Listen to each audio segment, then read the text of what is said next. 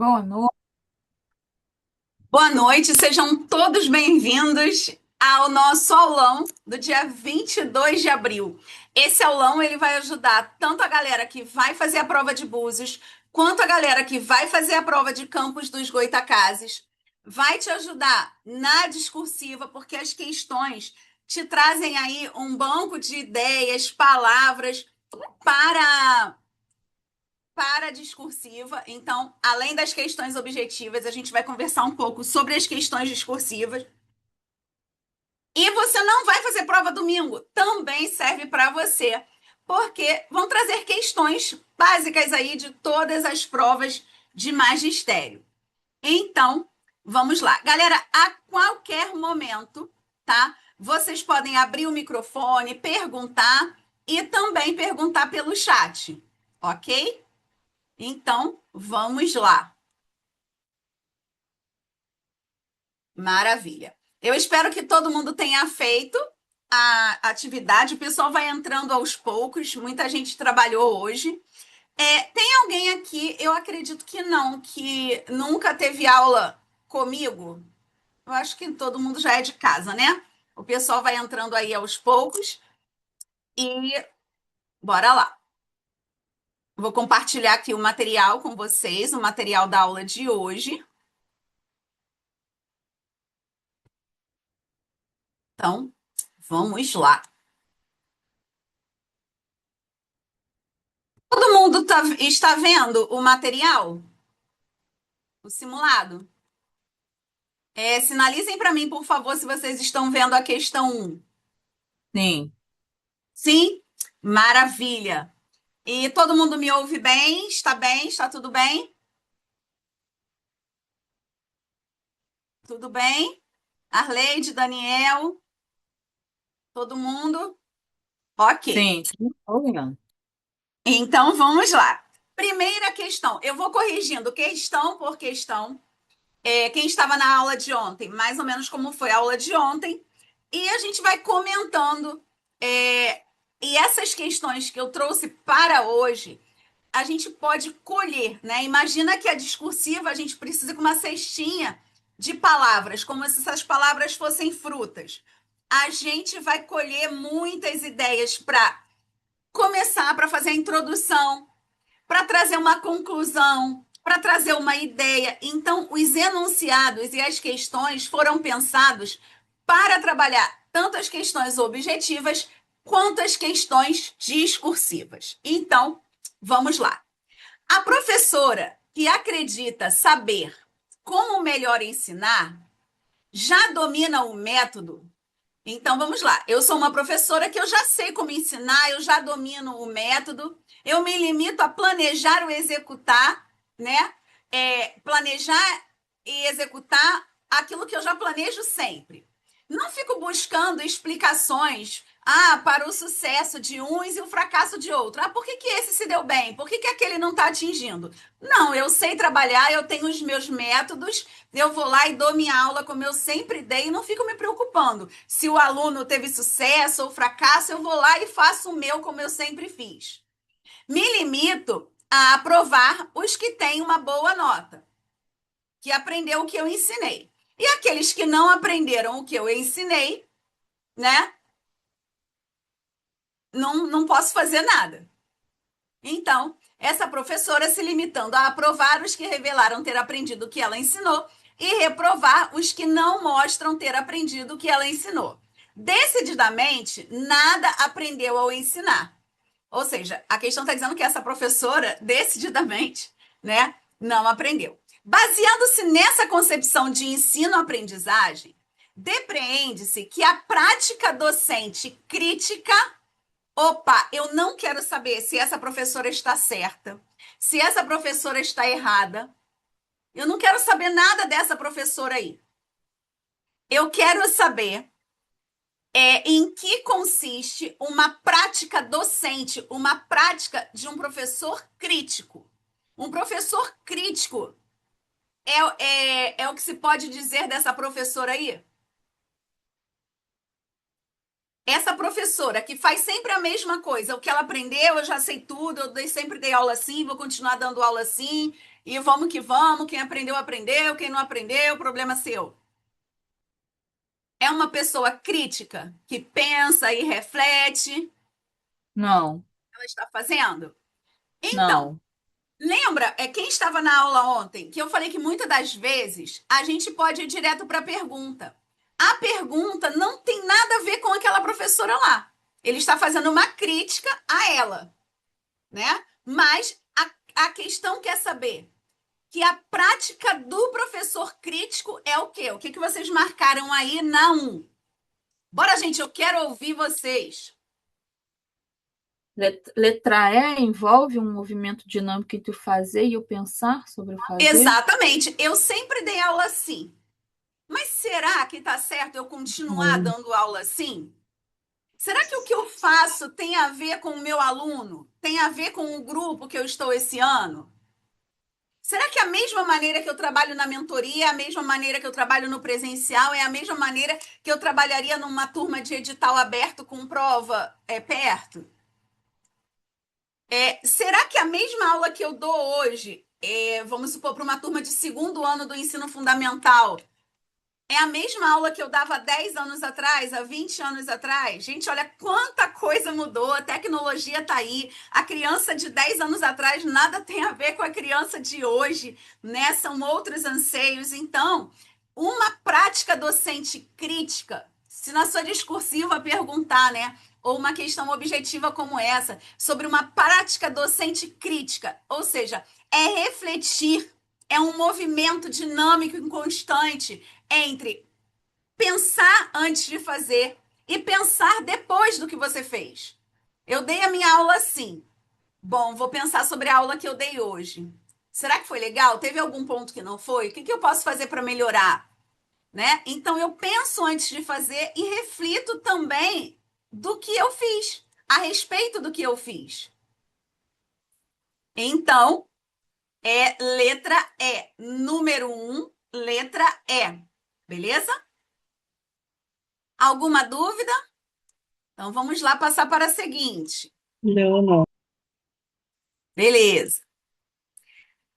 Na sua origem, a avaliação serviu como instrumento de poder e ameaça, né? Quando a gente fala na avaliação tradicional ali, com a chegada dos jesuítas, que trouxe a educação tradicional, ela servia como instrumento de poder e ameaça. Se você não fizer do jeito que eu quero, você vai perder ponto. Se você for bonzinho, se você fizer tudo direitinho, se você não me aborrecer na aula, você vai ganhar ponto. Então, eu não te avalio pelo que você aprendeu, não aprendeu. Eu te avalio ali numa forma de barganha, de ameaça. Ao longo de algum tempo foi assim. E existem alguns momentos em que ainda é assim. A avaliação foi e ainda é, na maioria das vezes, considerada como uma atividade final, algo que a gente faz no fim de um processo e não como uma atividade a ser desenvolvida durante, né? A gente passa pelo processo e vai avaliar lá no final. E ainda assim se faz muito isso. A avaliação voltada à aprendizagem, ou seja, a questão está explicando como a avaliação se apresenta, como ainda é em algumas vezes nos dias de hoje, e como deveria ser? A questão é a avaliação voltada à aprendizagem, aquela que se preocupa realmente com a aprendizagem. Como é que ela deve ser? Aquela avaliação que realmente se preocupa com a aprendizagem, não se preocupa só com o final. Não é nem a primeira citada, nem a segunda. Como é essa avaliação que realmente tem esse olhar para a aprendizagem? O que que vocês marcaram aí?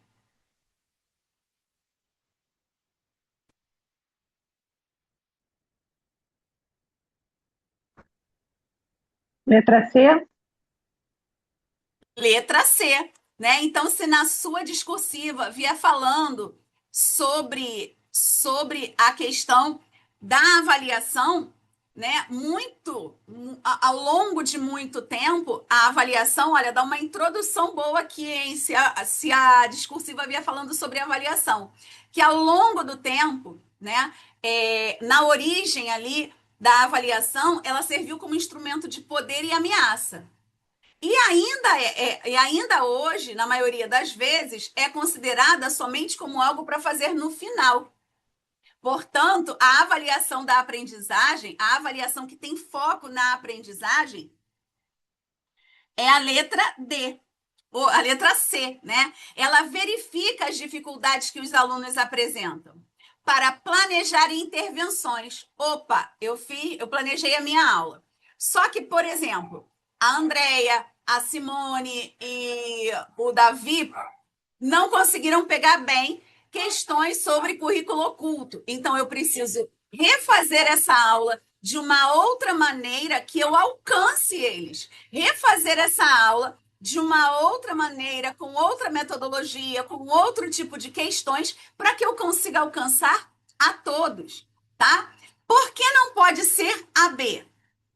A avaliação com foco na aprendizagem, não aquela manipuladora e controladora, ou aquela que eu só vou ver lá no final, porque a LDB diz que a avaliação ela deve ser contínua e cumulativa, não só do resultado final de testes e provas, né? Mas acompanhando o processo.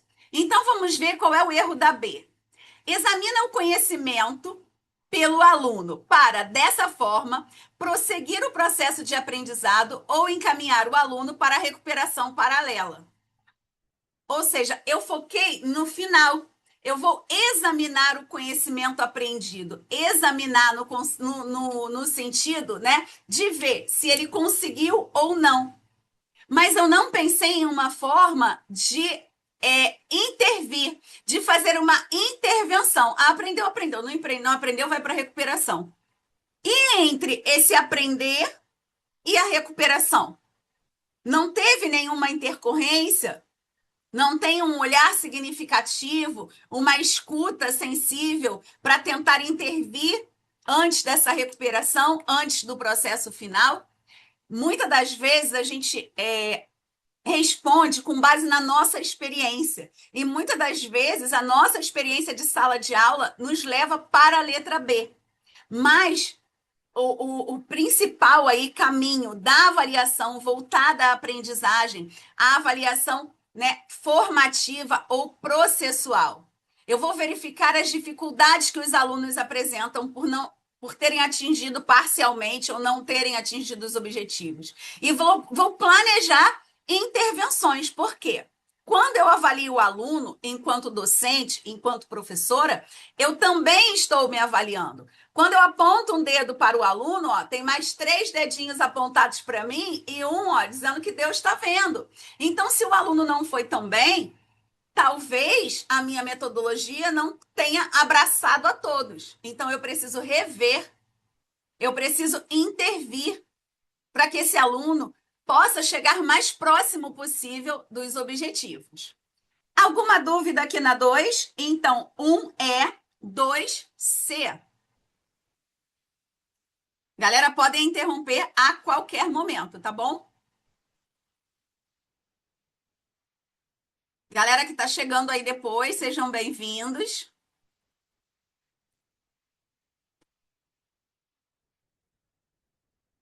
Beleza, vamos lá. 3. Numa concepção de educação tecnicista. Tecnicista é aquela concepção pedagógica que fica ali na tendência liberal, que teve forte influência ali pela década de 60, a partir da questão da ditadura militar, da tomada de poder pelos militares, que visava trazer mão de obra, formar para trazer riqueza, formar mão de obra. As escolas ali com objetivo técnico. O currículo escolar, dentro do olhar tecnicista, como ele é visto? Quando eu falo na tendência tecnicista, ela tem algumas palavras-chave, tá? A educação tecnicista, ela visa seguir uma regra e uma ordem, eficiência, Eu formo o cidadão para ele ser eficiente, dinâmico, potente, obedecendo ali a regra, a técnica. Ah, professora, eu tive uma ideia. Não, tem que ser igual está ali na regra, na técnica, no manual, para que você seja eficiente.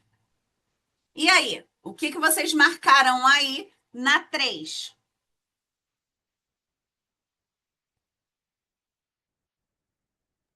Eu fiquei na dúvida da 4. Desculpa, da letra D. D? Entre a D e qual que você ficou? Eu achei que é a letra D, na verdade. B ou D? D de dado. Você acha que é a D? Então vamos lá.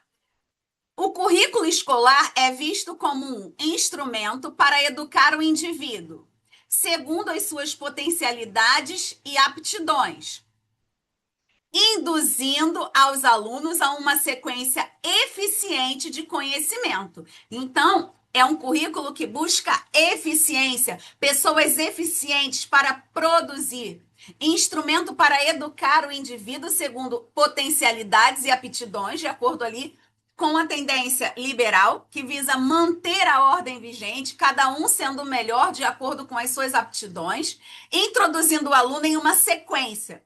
Primeiro eu vou trabalhar isso, depois eu vou trabalhar aquilo, de acordo com o material, de acordo com a técnica. Ah, mas não pode avançar, não. Eu preciso seguir um padrão, seguir uma norma, seguir uma técnica para gerar um conhecimento eficiente, uma pessoa eficiente, um, um, um técnico, um funcionário, um colaborador eficiente. Então, você acertou. Letra D de dado.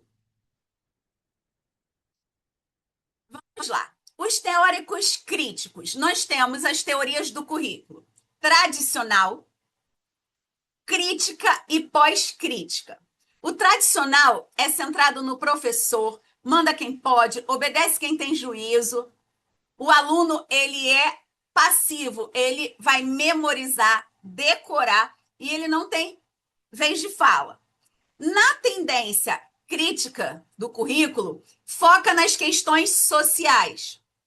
E a pós-crítica tem o foco no multiculturalismo, nas questões de gênero, etnia. Então, vamos lá. Os teóricos críticos entendem o currículo como.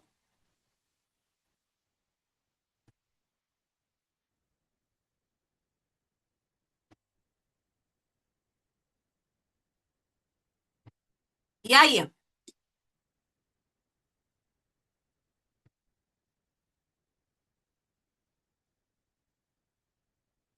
Beatriz, que está na aula, é a Ana Beatriz que trabalha comigo? Ou não? Isso, sou eu mesma. Ah, que bom, não posso falar mentira.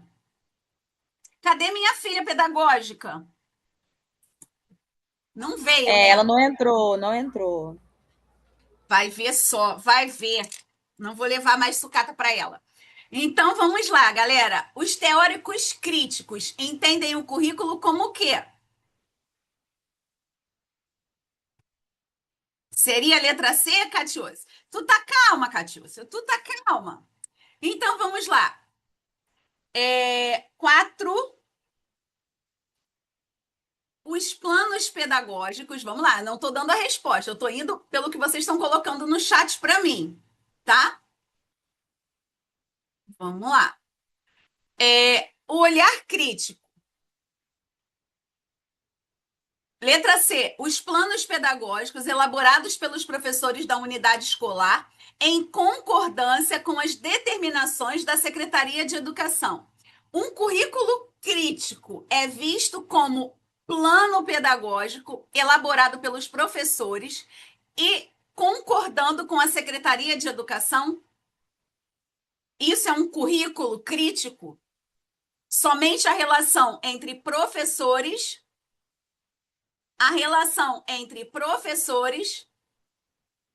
e a Secretaria de Educação ali? Onde está o Seria resto? Letra A. Maravilha.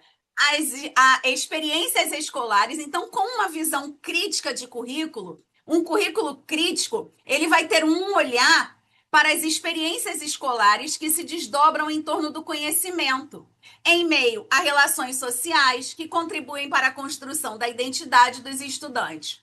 Por quê, galera? O que a gente não pode esquecer? O currículo, ele não é algo pronto, estático. O currículo, ele é construído pela Base Nacional Comum Curricular, que é a base, aqueles conhecimentos que todos os alunos de norte a sul do país vão ter que aprender, vão ter que saber e conhecer. Porém, cada sistema de ensino vai complementar com a parte diversificada, de acordo com as características desse sistema de ensino. E, além disso, cada escola vai complementar com a sua parte diversificada. Por exemplo, eu trabalho num EDI, um espaço de desenvolvimento infantil, uma creche, tem creche e pré-escola. Creche, crianças de 0 a 3, pré-escola, crianças de 4 e 5 anos. Eu posso ter duas creches bem próximas, como eu tenho, né? A minha e uma outra, que fica bem pertinho. E são espaços diferentes, com uma clientela diferente, e elas são muito próximas, tá? E com necessidades diferentes. Então, esse currículo, ele, através de um olhar crítico, eu não posso considerar só as decisões do professor e da Secretaria Municipal de Educação de Campos, de Búzios, do Rio. Eu preciso, enquanto um olhar crítico, um olhar dos teóricos críticos, entender em que lugar essa escola, em que lugar essa pessoa que vai participar desse currículo, os estudantes, os funcionários, né? Funcionário de uma maneira geral, professora, auxiliar, todo mundo. Merendeira, o porteiro, a direção. Que olhar eu tenho, né? E às vezes eu sou muito, deixa eu ver uma palavra, não tem. Muito chata, muito, às vezes, incompreendida, porque eu não consigo fazer um trabalho sem que esse trabalho tenha uma experiência significativa. Não adianta pegar uma folhinha e falar assim, pinta aqui de vermelho. O que é que esse indivíduo está fazendo? Por que ele está pintando? Tem que ter um contexto ali, principalmente não, em todas as etapas, mas na educação infantil, por exemplo, a gente trabalha com interações e brincadeiras. Eu não posso simplesmente chegar e entregar um papel e falar, pinta aqui. O que tem ali para ele pintar? Não estou dizendo que é errado trabalhar folha, trabalhar cópia, não. Mas precisa ter um contexto, precisa ter um olhar em torno desse conhecimento, dessas relações sociais. Por exemplo, onde eu trabalho, não cabe, por exemplo, eu chegar e apresentar uma aula, como já foi o caso e tema do material Rio Educa, se eu não me engano, em 2023, 22 ou 23, não lembro, que era pontos turísticos. E eu chegar para as crianças da minha comunidade ali, do meio e das relações sociais em que eles vivem, e falar sobre o pão de açúcar, sobre o Cristo Redentor, partir daí. É algo que não tem a ver com a realidade deles. Eu tenho que partir da feira, do mercadinho, da pracinha. Isso, para eles, são pontos significativos. Da feirinha da Pavuna, que é o lugar onde eles vão, onde eles compram brinquedo, uniforme, material. Entende? Então, um olhar crítico é pensado e refletido sobre as relações sociais. Olhar crítico, currículo crítico, ele tem tudo a ver com relações sociais. São palavras que têm que ficar sempre abraçado. Currículo crítico, teoria crítica, tendência crítica ou histórico-crítica, ela abraça as relações sociais. Vamos para 5. Então, 4, letra A. Deixa eu ver alguém aqui me chamando no chat. Vamos lá. Vamos ver que alguém falou que era E. Vamos lá na E. Vamos tirar a dúvida de todas. Um olhar do currículo crítico, projeto político-pedagógico elaborado pelas escolas, com a colaboração dos professores e de especialistas de ensino. O projeto político-pedagógico, ele é uma construção democrática, ele é uma construção coletiva. Precisa ter representantes dos professores, funcionários, pais, alunos, ou seja, não pode ser só de professores e especialistas. É preciso, o PPP, ele é construído com a comunidade escolar, pessoas da comunidade, responsáveis, alunos, professores, funcionários além dos professores, tá bom? Por isso que não pode ser o E. Essa não é uma visão crítica, democrática. 5.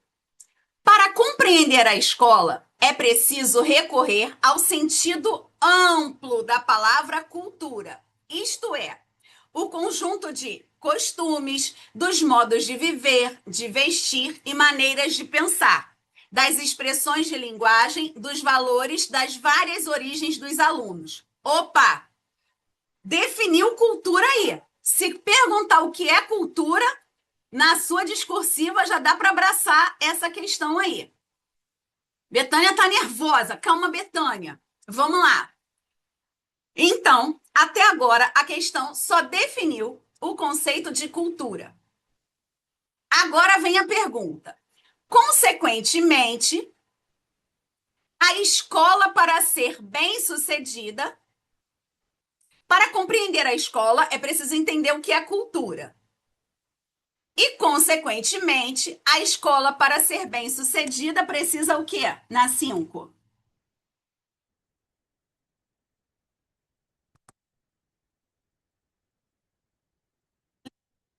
Escolher a cultura que mais se aproxima da maioria, visando-a um tratamento democrático. Então, eu vou trabalhar ali qual é a cultura da maioria. Então, eu vou trabalhar em cima da cultura da maioria. Letra B. É obrigada a equilibrar os diferentes valores dessas diferentes culturas para atender igualmente a todos os alunos. C. Precisa colocar-se aberta às diversas culturas existentes nos grupos de alunos. Letra D. Necessita perceber qual é a melhor cultura, para assim poder contribuir com o ensino de qualidade. Letra E. Exige a definição de qual cultura propicia uma melhor aprendizagem. Essa não está mole. E aí?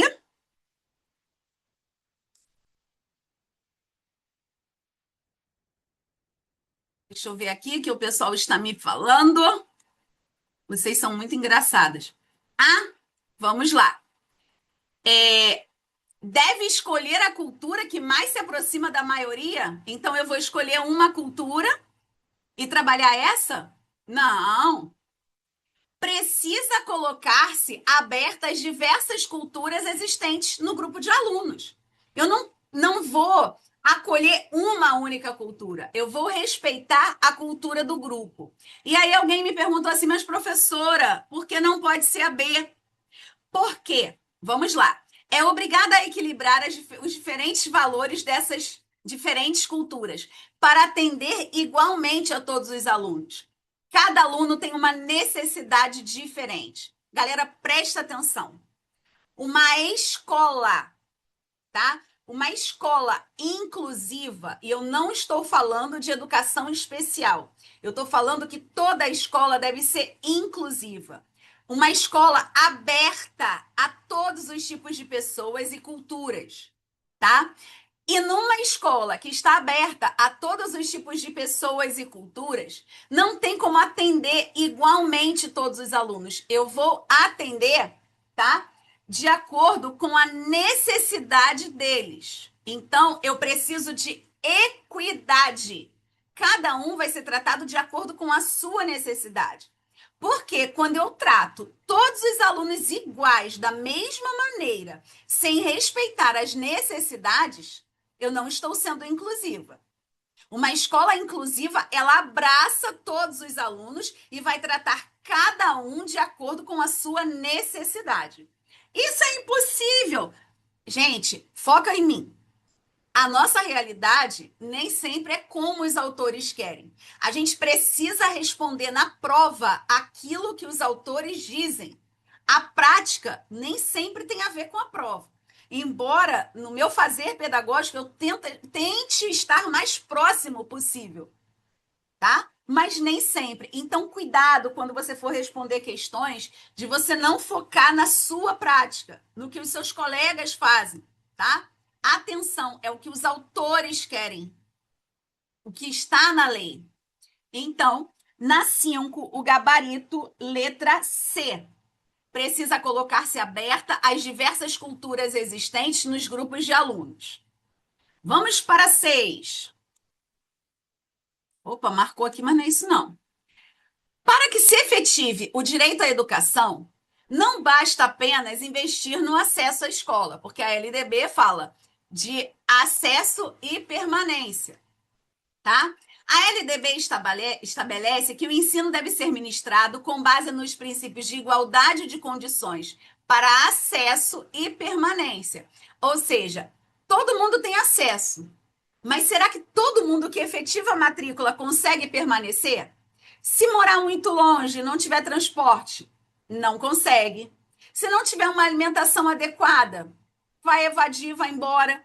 Então, por isso que a escola precisa oferecer material, o direito de ir e vir, o acesso e também condições de permanecer, tá? Se só dá a matrícula e não dá condições, obrigando os alunos, peraí.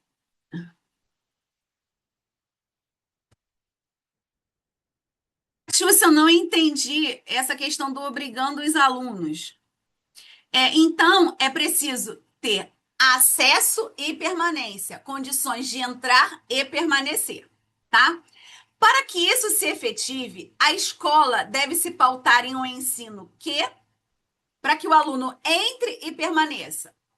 A escola precisa se pautar em um ensino que considere seus educandos como sujeito de seu processo de aprendizagem e não meros receptores de conhecimentos.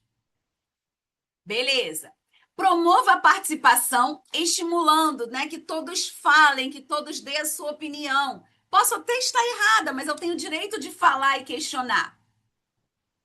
Reconheça os educandos com capacidade intelectual, promovendo-os a tutores de alunos com déficit intelectual. Então, aqueles alunos, vamos dizer assim, mais inteligentes, vão ser responsáveis pelos alunos com déficit intelectual. Vamos, uma palavra chula, tá? Menos inteligente? É isso?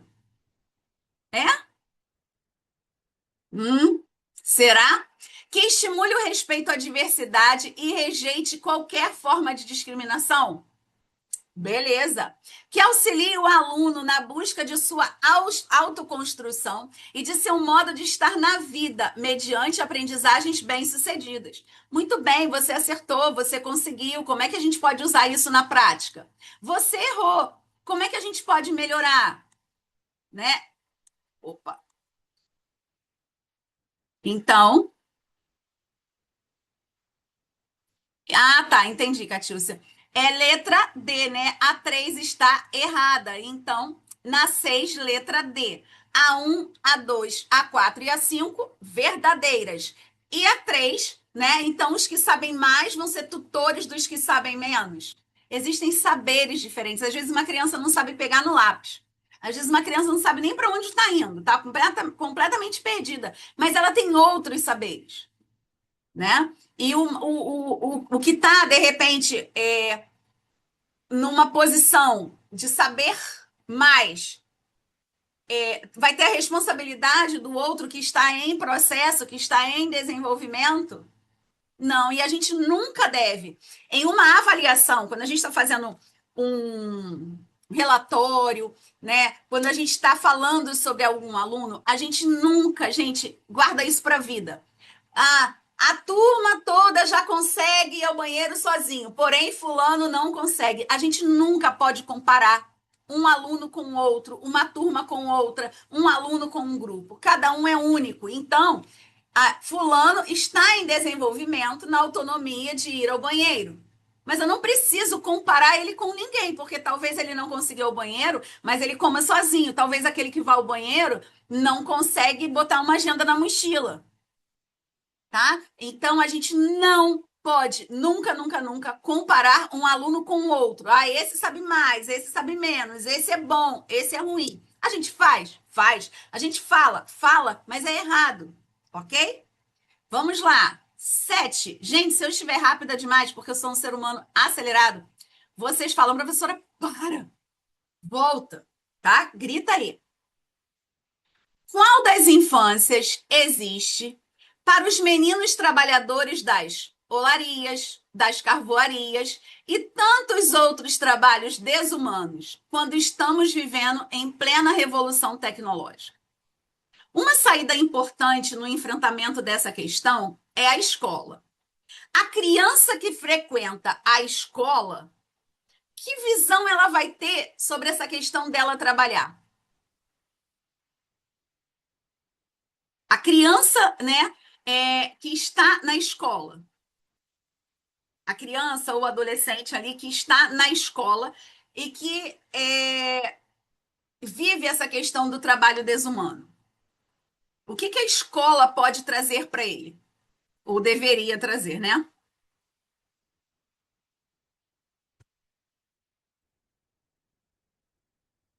Para dar, sim, uma cutucada, tá? Se Paulo Freire fosse responder isso aí, o que ele falaria?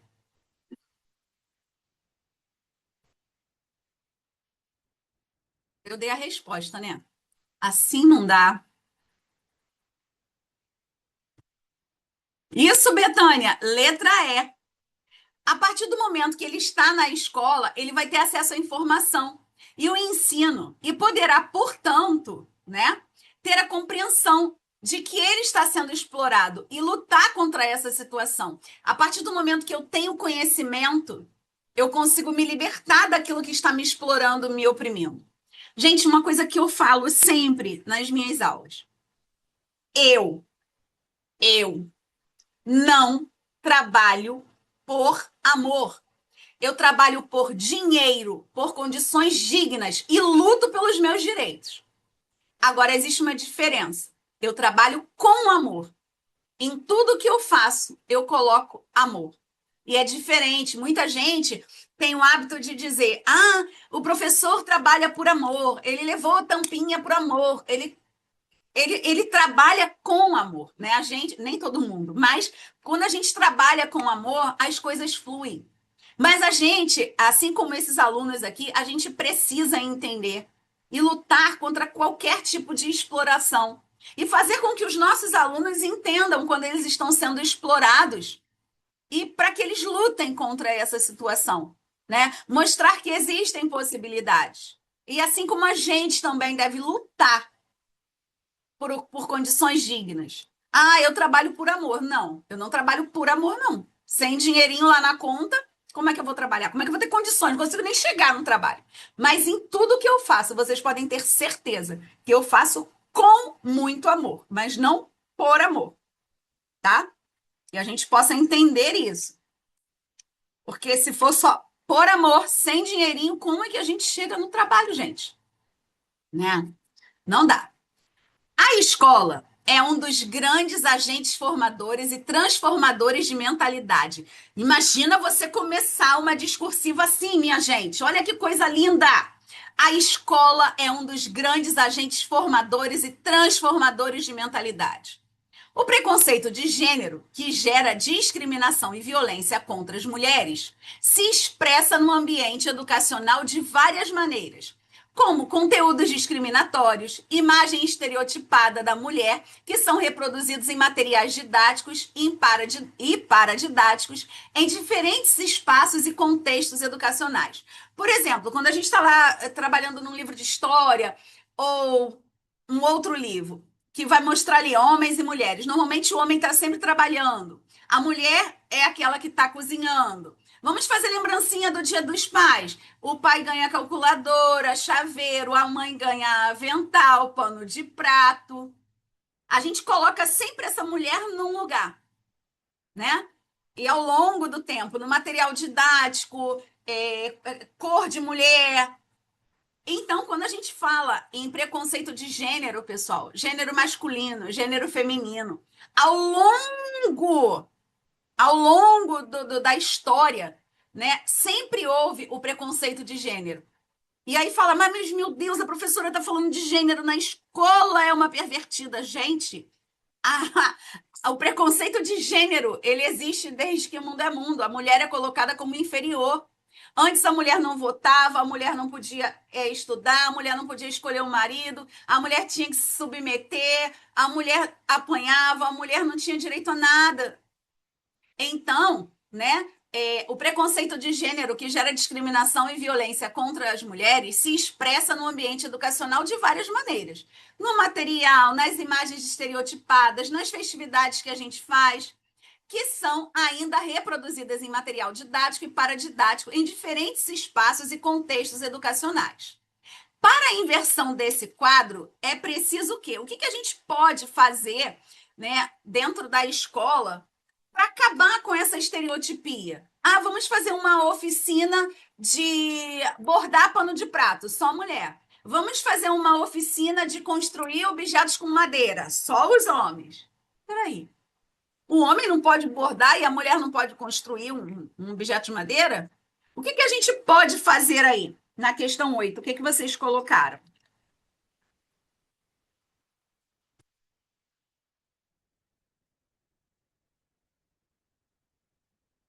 Já dei as colas, hein?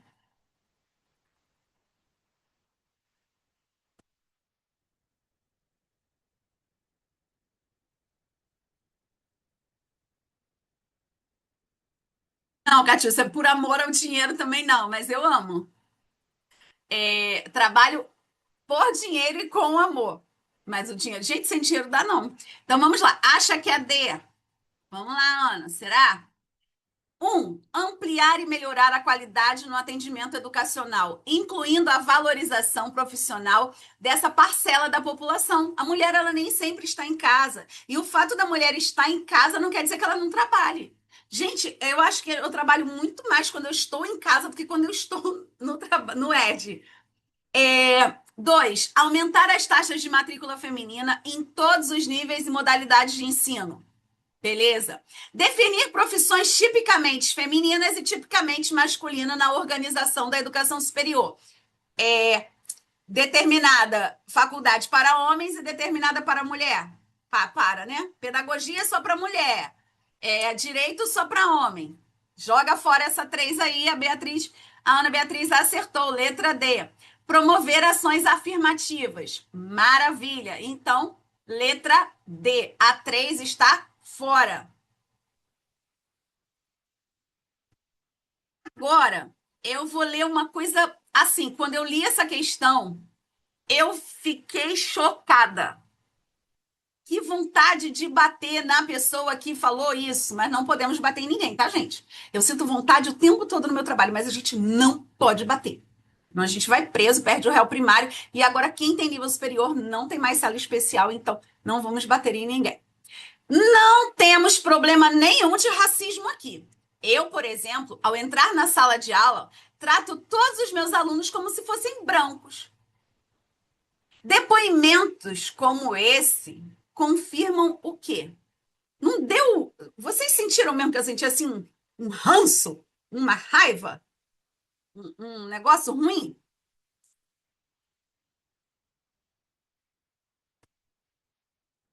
Para mim.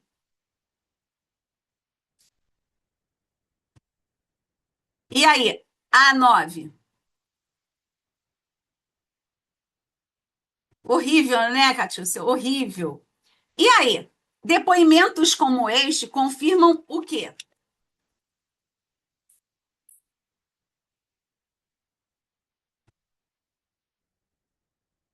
O combate ao preconceito e à discriminação racial. Um depoimento desse está combatendo alguma coisa? Está me irritando. A valorização que se tem em relação à diversidade está valorizando a diversidade? Não, não está valorizando nada, né?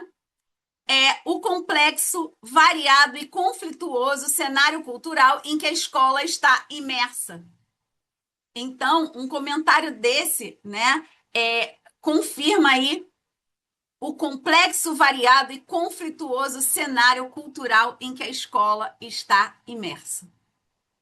É, assim, triste, mas é verdade. Que questãozinha que me irritou, me deu um ranço. Vamos lá. Todas as afirmativas a seguir sobre o planejamento estão corretas. Mas tem uma que é mentirosa. E na hora de procurar a mentira, na hora de procurar o erro, o exceto, o nosso cérebro desequilibra. Por quê? A gente sempre procura o certo. E agora eu tenho que procurar a mentira. Apontar o dedo e falar: tu é mentirosa, letra tal. Quem é a letra mentirosa? Diga para mim.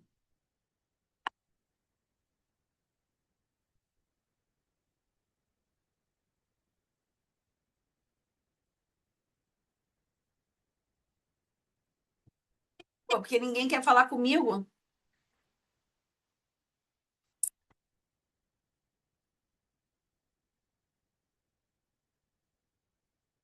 D.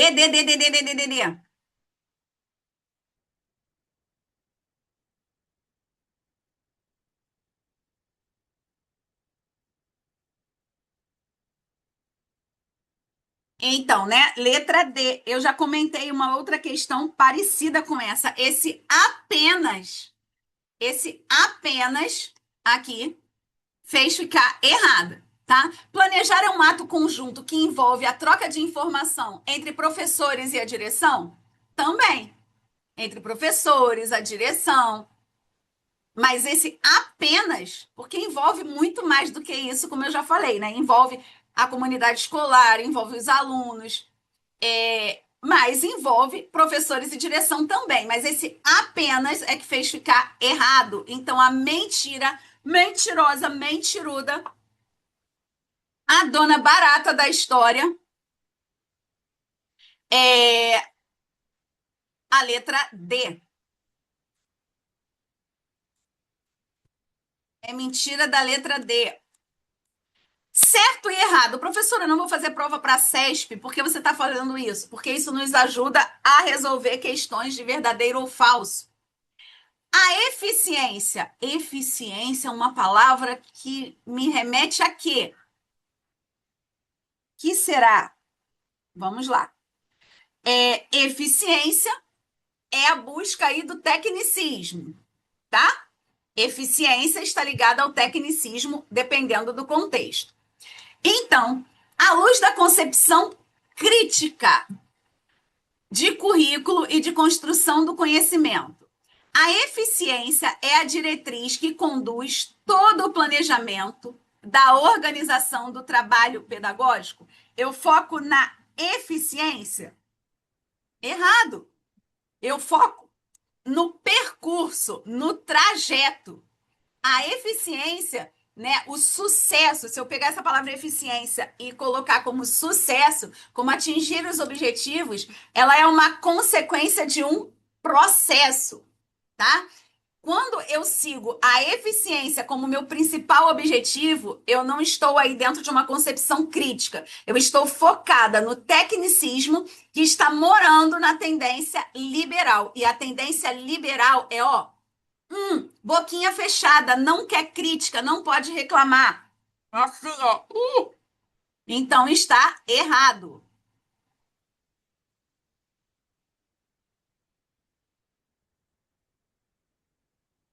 Então vamos lá. 12. A subjetividade e o multiculturalismo são traços marcantes das teorias baseadas nessa concepção de currículo. Teoria crítica. Lembra quando eu falei que tem a teoria tradicional, onde o aluno é boca fechada ali, ó, manda quem pode, obedece quem tem juízo. Temos as teorias críticas, que focam nas questões sociais e temos as teorias pós-críticas. As teorias pós-críticas, elas focam na subjetividade e o multiculturalismo. Então, muito cuidado, tá? Porque a 12 está errada. Ela tem mais a ver com a teoria pós-crítica. O professor Lohan Amaral acabou de chegar e ele vai estar presente com a gente em algumas aulas. Na próxima mentoria vai ter Lohan, Fernanda Nascimento, vai estar bombando. E aí, Lohan, fala Boa aí. noite, Carla. Tudo bom? Eu estava aqui esperando que eu não queria te interromper. Vocês estão me vendo, me ouvindo? Sim. Tá dando Ok, para perfeitamente. ouvir? Galera, muito obrigado pela presença de vocês. É imprescindível a presença de vocês aqui. A Carla, como sempre, arrasa. Sem comentários, a gente nem comenta, né? A Carla, ela arrasa aí. Tô vendo ela falando aí sobre teoria de currículo, que é um dos assuntos que nós vamos abordar. A gente tem teoria, a gente tem manifestação, a gente tem abordagem. Ela falou aí sobre tendência pedagógica, legislação LDB, LBI, DCN, ECA, É uma novo salada. chegando aí, tem um novo PNE aí que está borbulhando aí, acabou de sair do forno, que vai dar muito trabalho para a gente, que eu já vi que mudou muita coisa, mas nós vamos dominá-lo, porque os próximos editais vão cobrar este novo PNE e vocês precisam estar preparados para isso, né? Então, muito obrigado pela presença de vocês aqui. Estou acompanhando aqui pelo chat. Gostaria de estar desde o início, mas hoje tudo aconteceu. Só para vocês terem uma noção, a bateria do meu carro arriou, eu peguei carona com uma pessoa, o carro da pessoa que eu peguei carona também enguiçou. Só para vocês terem uma noção da vida do professor. Da vida do professor, que nem sou mais. Agora já estou naquela fase mais tranquila, mas a gente continua passando perrengue sempre. É a vida do professor. Mas é uma alegria, é um prazer. A Carla está aí hoje com vocês. Muito obrigado pela presença de vocês. Convidem pessoas. Eu não sei se a Carla já comentou sobre a mentoria, Carla, ou vai deixar para o final. Um pouquinho. Então, vocês, às vezes, como a Carla acabou de falar, nossa, mas eu não vou fazer prova para o SESP, para o SEBRASP, eu não vou fazer. Gente, aqui a gente está preparando para todos os concursos. Pensem nisso. Teoria de currículo, crítica, pós-crítica e tradicional, isso cai em todo concurso. E você, o que vai mudar de uma banca para outra é a abordagem. Por exemplo, IBAN. IBAN é uma banca mais direta. Ela vai dizer, faz parte da teoria crítica, exceto. Aí ela coloca lá ideologia, relação de poder, questões identitárias ou a questão da classe social, exceto. Ela quer saber qual é a única que faz parte da teoria crítica, o exceto. Nesse caso seria qual? Seria aí a questão identitária, que faz parte de quem? Da teoria pós-crítica. A gente tem a tradicional, que é o que eu vou ensinar, a crítica, porque eu ensino, a pós-crítica para quem eu estou ensinando. Então, são esses macetes, são esses detalhes que você só vai aprender aqui com a gente. Então, Vem já com a curte, gente. compartilha, já vem trazendo todo mundo para todos os concursos. A gente tem aí só aqui na Baixada Fluminense. A gente tem Mesquita, que ainda não abriu, a gente tem Queimados, tem Saquarema, futuros aí, Rio das Ostras, região dos Lagos, vários municípios do Rio, a qualquer momento aí, dependendo da situação, pode ser que apareça, né? A gente torce para isso. Então, o que não vai faltar é concurso e só vai ter o nome lá no Diário Oficial, na primeira chamada, quem estiver bem preparado. E se você quer se preparar, vem se preparar com a gente, que a gente está aqui trabalhando para isso. Maravilha. Então, galera, a partir de junho, a gente vai ter uma mentoria aí com legislação educacional, concepções, fundamentos da educação, professora Carla, eu, professor Lohan Amaral, professora Fernanda Nascimento, professores de língua portuguesa, matemática, então vai ser algo bem completo. Então, vamos para a 13, a 11, errado, a 12, errado, E vamos para 13. A neutralidade dos saberes é defendida para a garantia da cientificidade da seleção dos conteúdos. De acordo com a concepção crítica,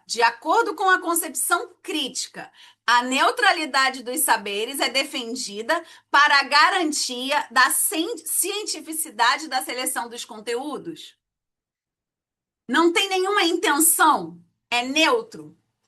Galera, errado. A educação, ela não é neutra, tá? Tudo que a gente faz, ela tem uma intenção. Então, está errado, tá? Lembrando que a gente tem que julgar aqui esses itens a partir da concepção crítica. Então, vamos lá. 14.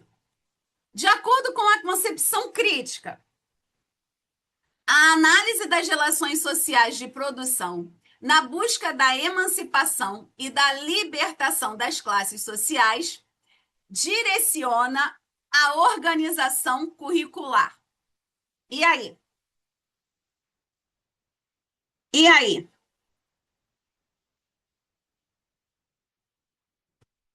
Relações sociais, beleza. Então, a 14 está certa. Ok? A partir da 15, a gente vai dizer se está certo ou errado, de acordo, né, acerca das funções e das categorias em avaliação educacional. Então, agora a gente mudou de teorias críticas do currículo para a avaliação.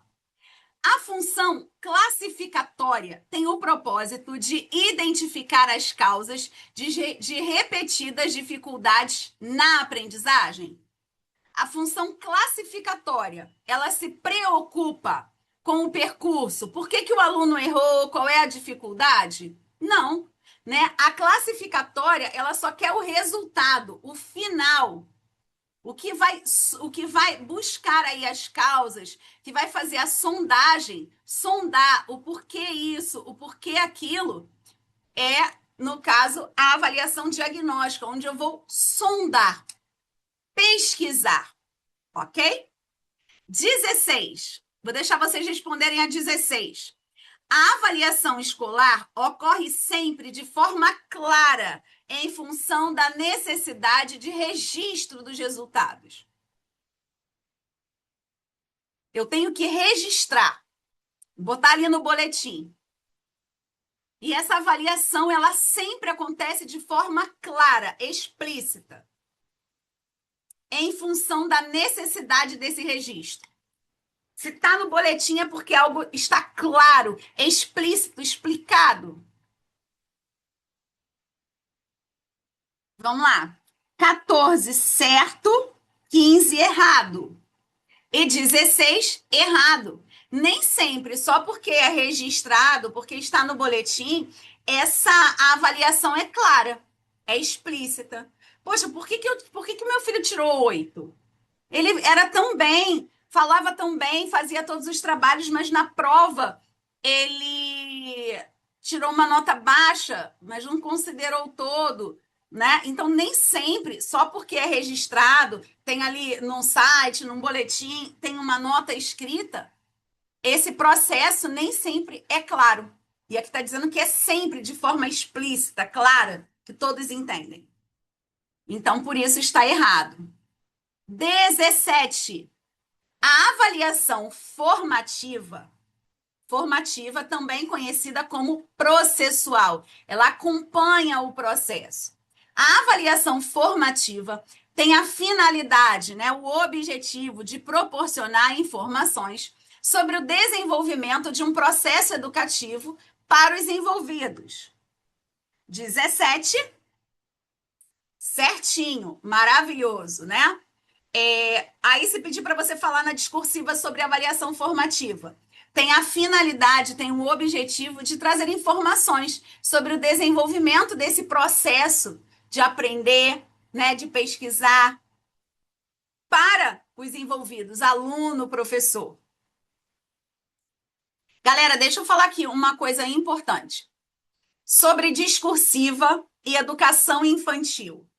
Se você vai fazer prova e a sua discursiva ou redação fala sobre educação infantil, na educação infantil a gente precisa evitar os termos sala de aula, aluno, tá? É sala de atividades, crianças, bebês, crianças pequenas, os pequenos, porque a gente tem uma percepção diferente da educação infantil. A educação infantil, ela é toda norteada em interações, brincadeiras. O professor, ele não ele dá aula, cuidado para não me interpretar mal. Mas na educação infantil, essa nomenclatura de dar aula, ela não cabe bem. Porque o aluno ele vai ali para ter o seu desenvolvimento pleno, através de interações, descobertas, brincadeiras. Então, cuidado com esses termos, para não ficar pesado e te fazer perder nota, tá bom? 18. A função somativa. Somativa lá no final. A função somativa da avaliação determina o grau de domínio dos conteúdos ou objetivos previamente estabelecidos com a finalidade de certificar. Aprendeu? Não aprendeu? Passou? Não passou? Então está correta. Vamos para 19, minha gente. Gente, mais uma vez, qualquer dúvida, abre o microfone, fala, pergunta. Se estiver rápido demais, professora, volta naquela que eu não entendi. Fiquem à vontade, tá bom? As teorias críticas do currículo, ao deslocar a ênfase dos conceitos simplesmente pedagógicos de ensino-aprendizagem para os conceitos de ideologia e poder, por exemplo, nos permitiram ver a educação de uma nova perspectiva. Da mesma forma, ao enfatizarem o conceito de discurso em vez do conceito de ideologia. As teorias pós-críticas, então nós temos a crítica e temos as pós-críticas, efetuaram outro importante deslocamento de nossa maneira de entender o currículo. Ou seja, ele está falando da teoria crítica e da teoria pós-crítica, mas a pergunta diz assim: as abordagens críticas do currículo. Ela fala da crítica e da pós-crítica, mas ela quer saber sobre as abordagens críticas do currículo. O que defende a abordagem crítica? Crítica tem a ver com o quê?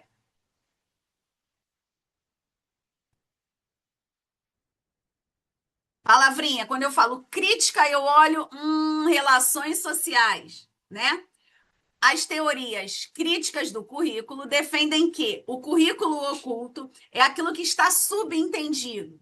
Então, é aquilo que não está escrito em nenhum documento.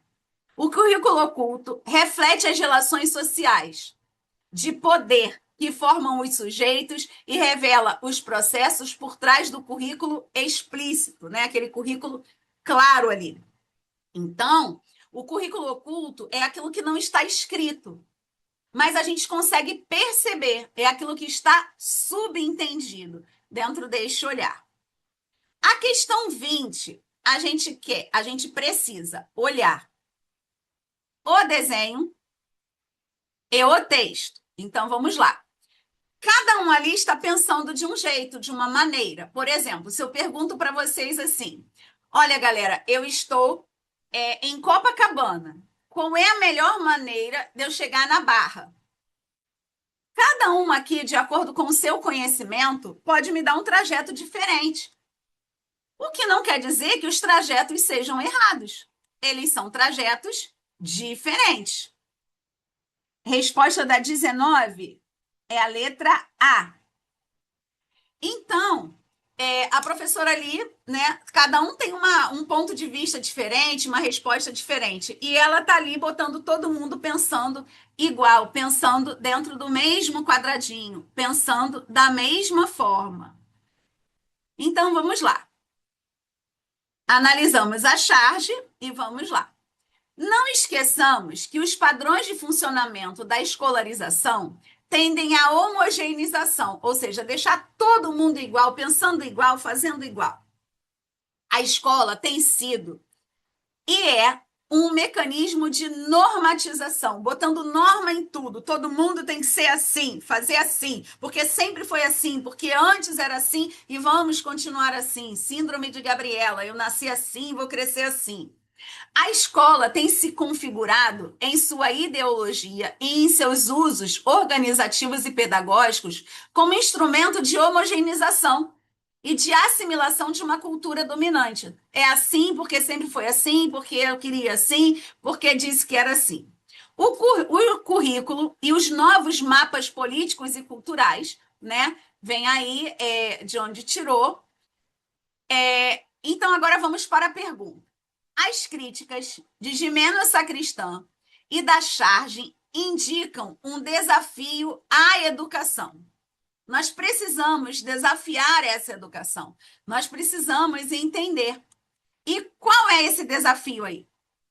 O que vocês entenderam na 20?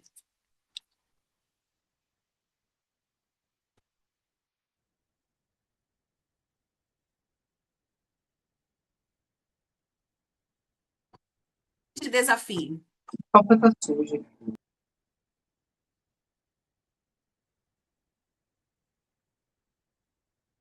Grande desafio, né? O grande ponto de partida é a gente conseguir chegar na letra B.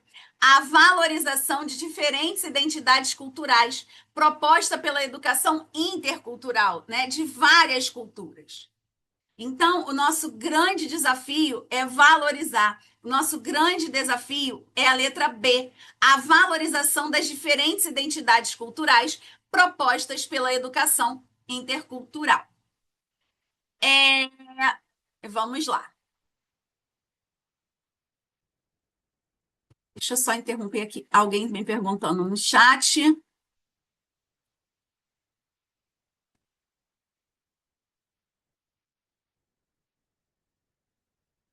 Isso, Catiúcia. Gente, recebemos mais uma visita agora. Professora Fernanda, professor Lohan apareceu por aqui e agora chegou a professora Fernanda. Lembra que eu falei para vocês que vem aí uma mentoria completaça?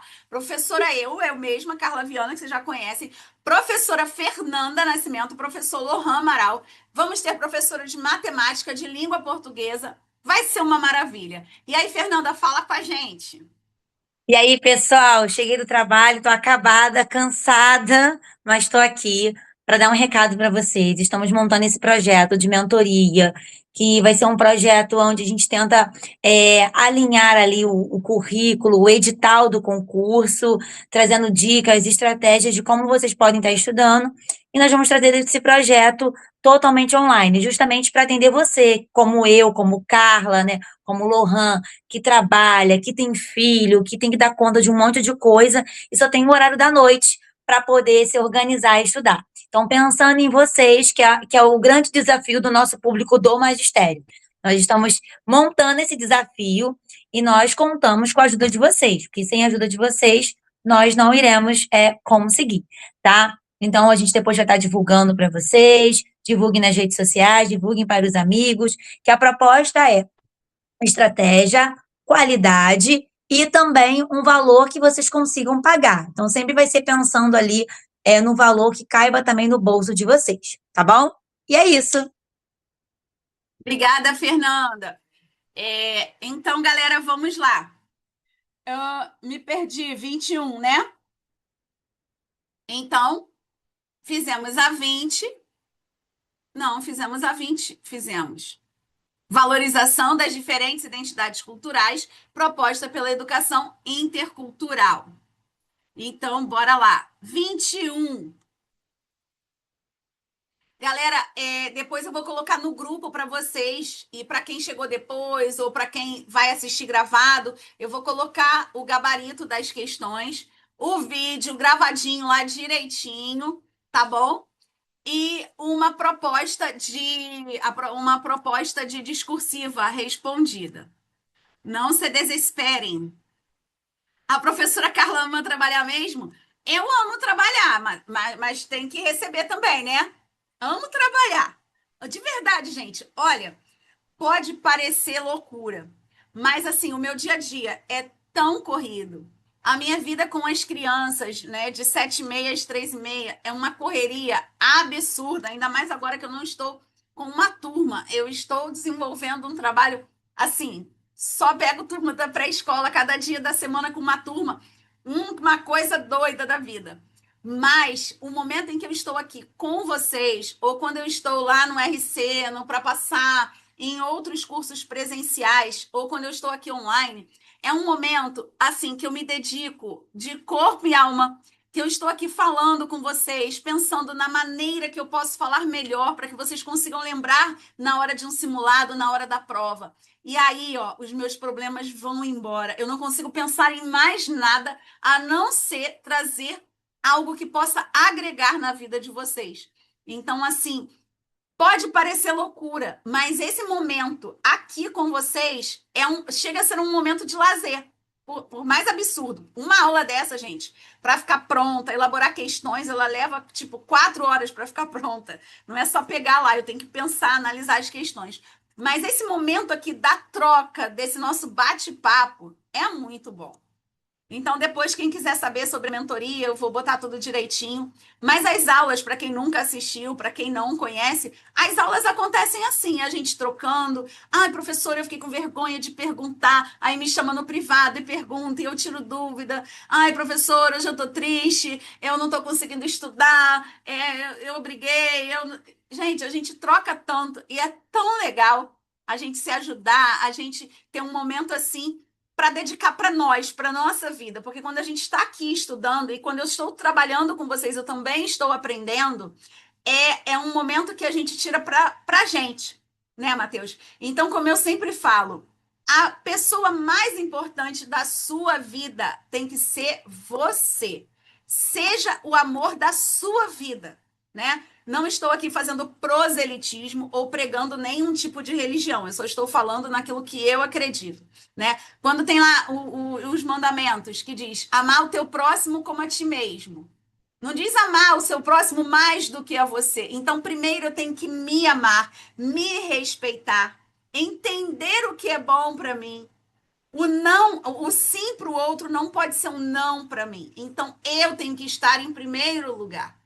E depois os outros, porque amar o próximo como a si mesmo e não amar o próximo mais do que você. Então, você em primeiro lugar tem que estar bom para você. Tem que estar confortável para você. Você precisa ir em busca dos seus sonhos. Ah, você é nova demais, você é velho demais.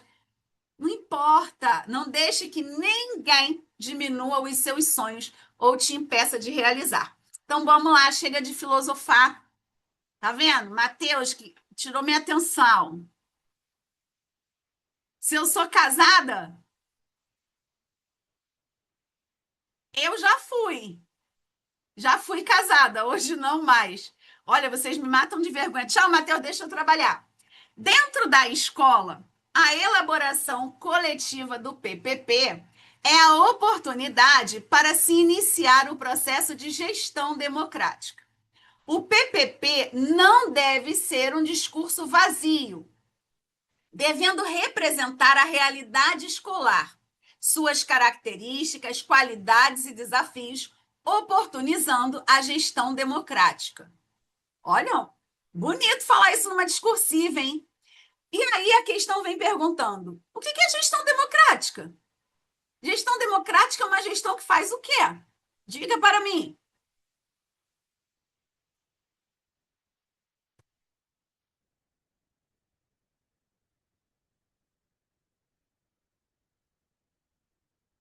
E aí? Gestão democrática é aquela fundada na tradição, manda quem pode, obedece quem tem juízo. Atenta aos interesses dos planos e objetivos de fora. De dentro não importa, né? Então, que leve em conta a corresponsabilidade coletiva. Todo mundo tem responsabilidade por aquele espaço, por aquele contexto.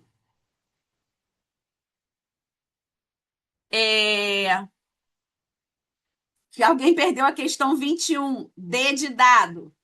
Então, a gestão democrática, ela leva em conta essa corresponsabilidade. Os pais são responsáveis no que cabe a eles, os alunos são responsáveis no que cabe a eles, a direção é responsável no que cabe a ela, os professores, os demais funcionários, tá? Então, letra C. Que se fundamente em uma hierarquia bem delimitada. Tá lá tradicional. Que articule pela homogeneidade. Todo mundo pensando igual? Não. Então, a mais coerente é a letra C. Ah, eu não sei a resposta. Vai analisando item por item e, ó, jogando fora, eliminando os absurdos. Opa, pulei a 23. Tanana. Vamos lá. Um dos grandes desafios da educação inclusiva é desenvolver na escola, educação inclusiva. Quando eu falo em educação inclusiva, eu não estou falando somente para pessoas com deficiência. Uma educação inclusiva, uma escola inclusiva é aquela que abraça a todos, que acolhe a todos, mas com equidade, observando e tratando cada um de acordo com as suas necessidades. Um dos grandes desafios da educação inclusiva é desenvolver na escola a prática de currículos adaptados que possam atender às diferenças na aprendizagem significativa, a qual se chega pela interação sistematizada e dirigida do sujeito com o objeto, daquilo que se aprende com o que é ensinado. Eu preciso interagir. Não é só decorar, memorizar, tá? A aprendizagem significativa é aquilo que eu vou aprender e vai ficar internalizado. Eu não vou esquecer amanhã. É algo que faz sentido para mim. Para que essa aprendizagem seja significativa, a aprendizagem significativa supõe que, para ser aprendizagem significativa, como é que acontece? Aprendizagem significativa do Ausubel. Se eu vou falar sobre água, se eu vou falar sobre os pontos cardeais, que é a minha maior dificuldade, que eu não tenho noção espacial. Se eu for falar sobre verbos, eu vou partir de onde? Letra A, né? Aprendizagem significativa, conhecimento prévio. Então, se eu vou falar sobre tempos verbais, galera, o que vocês fizeram ontem? O que vocês estão fazendo agora? O que vocês vão fazer amanhã? Eu preciso que o aluno entenda que existem o hoje, o ontem, o agora, o amanhã, para que eu possa vir introduzindo a maneira de falar. Se ontem eu estava na praia, eu vou dizer o quê? Eu estou na praia, eu estava na praia ou eu estarei na praia? Eu vou partir de acordo com o conhecimento prévio e vou trazendo algo que faça sentido para que essa aprendizagem seja incorporada ao que ele já sabia. Então, 23A, 22C, 23A. 24, estamos acabando, juro que estamos. Os currículos têm uma estreita relação com a história e a sociedade. O momento político e histórico, social, tem a ver com como se trabalha a educação, né? O momento social, histórico, político interfere nas questões sociais. E as questões sociais interferem na educação. Os currículos são produtores de sujeitos dotados de classe, etnia e gênero. Os sujeitos, né, que compõem aí, que colocam esse currículo para acontecer, eles têm classes, eles têm etnia e eles têm gênero. Nessa perspectiva, o papel do pedagogo na instituição de ensino deve ser de fazer o quê? Premiar os professores que cumpram o cronograma estabelecido. Cara, ia ser muito bom. Mas eu não acho que eu não ia ganhar, não. Eu não sou muito boa de cronograma, não. De vez em quando eu resolvo fazer algumas coisas de acordo com o que eu acho que é certo, e aí jogo o cronograma para lá.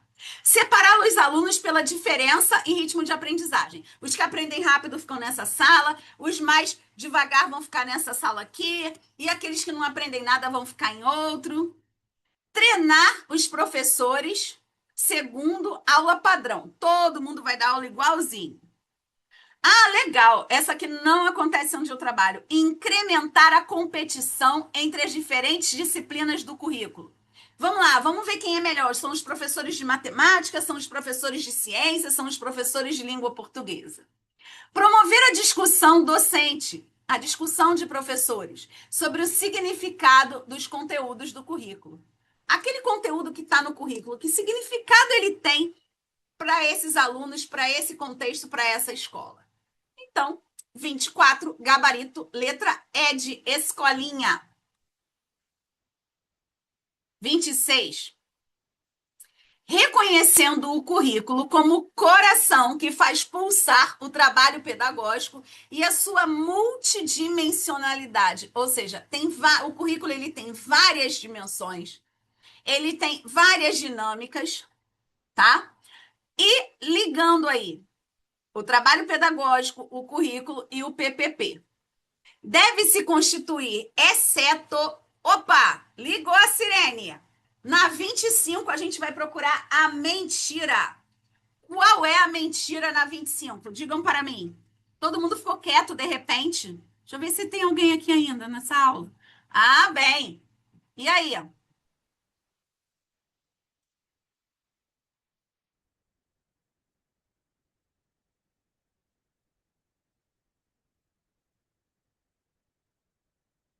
Qual é a mentira da 25?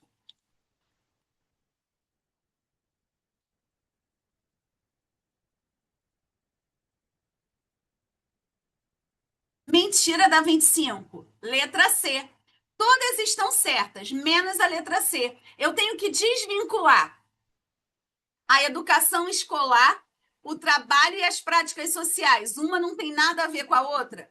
Muito pelo contrário, né? A LDB fala que a educação ela deve vincular a educação, o trabalho e as práticas sociais. Elas andam juntas, né? Como um elo ali, um abraçadinho com o outro. A educação escolar, o trabalho e as práticas sociais. Eu preciso aprender a viver em sociedade, eu preciso entender o coletivo. Como é que eu vou viver no trabalho se eu não entendo as práticas sociais? Como é que a educação não vai trabalhar as questões do trabalho? E lembrando que não é mercado de trabalho, é o trabalho como um todo, tá? Então, a educação escolar está vinculada ao trabalho e às práticas sociais. O tripé da educação, Betânia. Maravilha!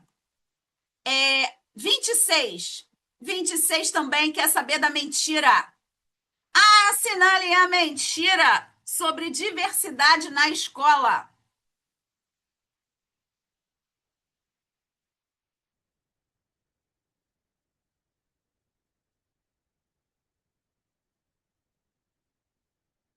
Essa está bem clara, mas ao mesmo tempo tem que ter muita atenção. Quero ver se vocês vão achar. É uma palavrinha, uma vilã, uma palavrinha vilã que entrou aí, estava tudo certo, mas quando chegou nela, estragou tudo. Estava tudo indo bem.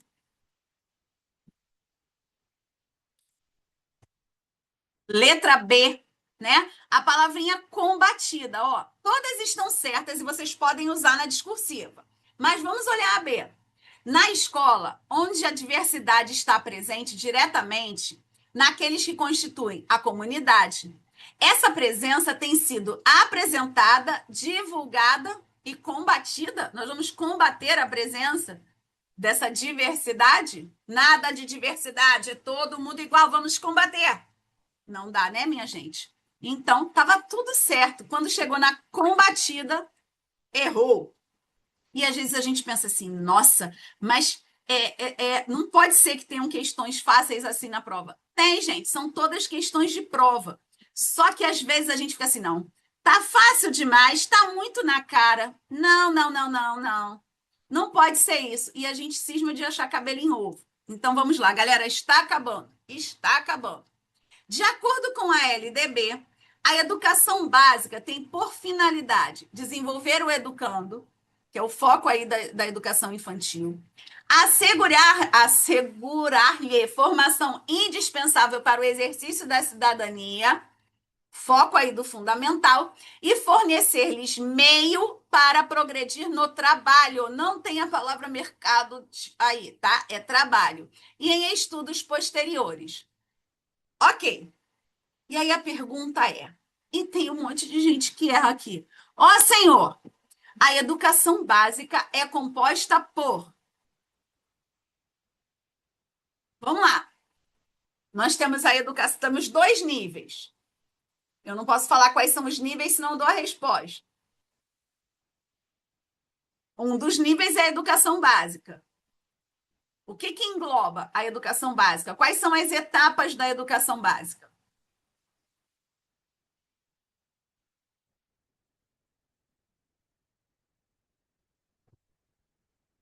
Bora, minha gente! Para com a preguiça, amanhã é feriado. Pessoal da mentoria tem aula amanhã, hein? C, educação infantil, ensino fundamental e ensino médio. Para tudo! Presta atenção.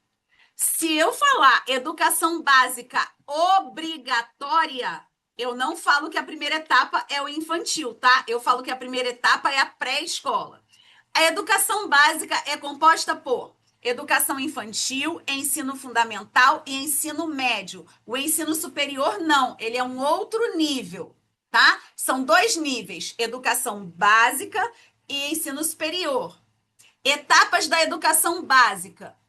Educação infantil, ensino fundamental e médio. Agora, como se organiza a educação básica obrigatória? A creche não faz parte da educação básica obrigatória por enquanto. Então, é pré-escola, ensino fundamental e ensino médio. Galera, se após essa aula você tiver qualquer dúvida, pode me chamar, perguntar no grupo ou no privado, tá bom? Vamos lá para 28. Tá acabando? Tararã. Na perspectiva da BNCC, as competências gerais devem ser desenvolvidas ao longo de toda a educação básica, desde a educação infantil até o ensino médio. Sobre a BNCC, é correto afirmar que... O que é a BNCC? É um currículo pronto e acabado? Não, a Carla falou que ele é a base do currículo. E esse currículo vai ser complementado pela parte diversificada. Então, eu já sei que não é a A. Letra B. Trata-se de um documento de caráter normativo que define o conjunto orgânico e progressivo de aprendizagens essenciais. Beleza! 28, letra B de bola. Lucchesi. Quem é Lucchesi? Depois de 29 questões, quem é Lucchesi?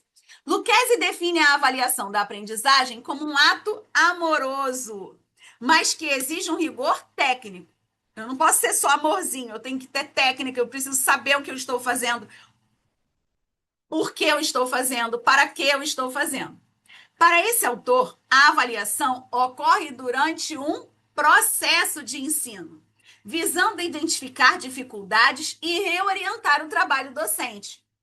É chamado de... Como é que é chamado aí essa avaliação ao longo do processo, que eu vejo se o aluno atingiu os objetivos ou não, e vejo se o que eu fiz estava certo ou não, se abraçou todos ou não.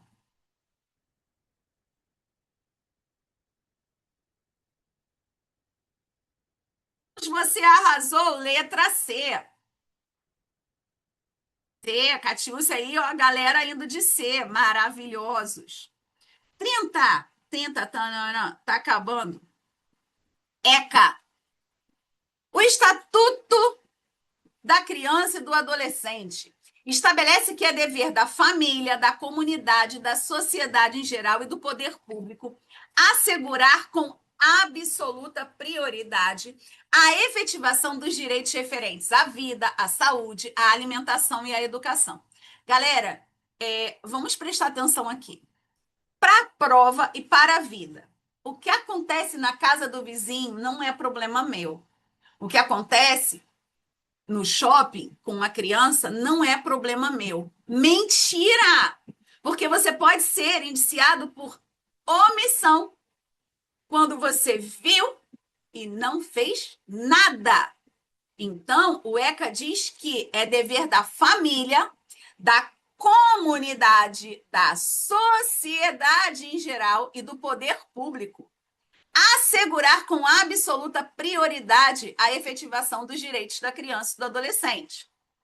E no ambiente escolar, se eu suspeito de maus tratos, eu, enquanto professora, eu vou comunicar à gestão. Eu, enquanto professora, vou comunicar à gestão. E a gestão vai fazer o quê? Comunicar ao fato a letra C, Conselho Tutelar. Lembrando que às vezes pode aparecer assim, qualquer conselho tutelar da respectiva comarca é conselho tutelar. Mas se tiver mais de uma opção, é sempre daquela localidade, tá? Daquela comarca. Ah, eu moro em São João de Meriti, mas trabalho numa outra comunidade que não é em São João de Meriti. Eu vou comunicar ao conselho tutelar de acordo com a instituição que eu trabalho, enquanto dirigente daquele estabelecimento de ensino. Não é qualquer conselho tutelar. Só aí uma dica para vocês, tá? Então, letra C. E qual é o dever do professor? Comunicar ao dirigente e o dirigente comunicar ao conselho tutelar. A questão discursiva, ela está bem mastigadinha, bem explicadinha. E eu vou colocar nos grupos a resposta para que vocês possam copiar. Não, para que vocês possam se embasar, ter um ponto de partida, tá bom? Porque já está bem tarde e o vídeo vai ficar gigantesco. Porém, eu vou dar a resposta mastigadinha para que vocês possam adaptar a escrita de vocês. Outra dica, não adianta treinar a discursiva copiando e colando a pergunta no chat GPT, porque no dia da prova não vai ter. Treinem sempre escrever a discursiva de caneta, de preferência a caneta que vocês vão fazer prova, tá? De preferência a caneta que vocês vão fazer prova. Tenham várias delas e treinem sempre de caneta. Não usem lápis e borracha para treino, porque no dia da prova você não vai tê-los, ok? Quem quiser fazer a discursiva e quiser mandar a foto para mim, para eu dar uma olhada, eu não sou professora de língua portuguesa, porém eu vou avaliar se você tem o conteúdo pedagógico para isso, porque você pode ter uma estrutura de língua portuguesa maravilhosa, mas se você não tiver o conteúdo pedagógico, não vai ornar, tá? Então, eu vou olhar a estrutura, introdução, desenvolvimento e conclusão. Porém, eu montei a discursiva de uma maneira e ela vai dando passo a passo do que você tem que fazer, tá bom? Galera, eu quero agradecer de coração por vocês estarem aqui. A galera que não pôde estar aqui, que vai assistir gravado, qualquer dúvida, seja sábado, domingo, feriado, pode me mandar. Eu só não consigo responder vocês de 7h30 às 3h30, porque onde eu trabalho, eu não tenho como responder. Primeiro, que eu vou estar com as crianças. Segundo, porque lá não tem internet que eu consiga falar com vocês. Mas mandem a pergunta na hora que ela brotar na cabecinha de vocês. Por quê? Ah, eu vou mandar depois. Aí você esquece. Tá bom? Obrigada, Ana. Fala para minha filha pedagógica que eu quero ela nas aulas. Galera, muito obrigada. Galera da mentoria, amanhã temos aula de novo. E depois, quem quiser saber sobre a nova mentoria, pode me chamar. Um beijão, tá? Fiquem com Deus e muito obrigada pela presença. A galera que vai assistir gravado, sintam-se abraçados da mesma forma. Daqui a pouco eu coloco o vídeo, o link do vídeo para vocês, tá? Para que vocês possam ver e rever. Vai ficar salvo também no meu canal do YouTube, o Magistério Sem Firulas. Tá bom? E, ó, quero ver a discursiva de vocês, hein? Beijinho, daqui a pouco eu coloco a resposta lá.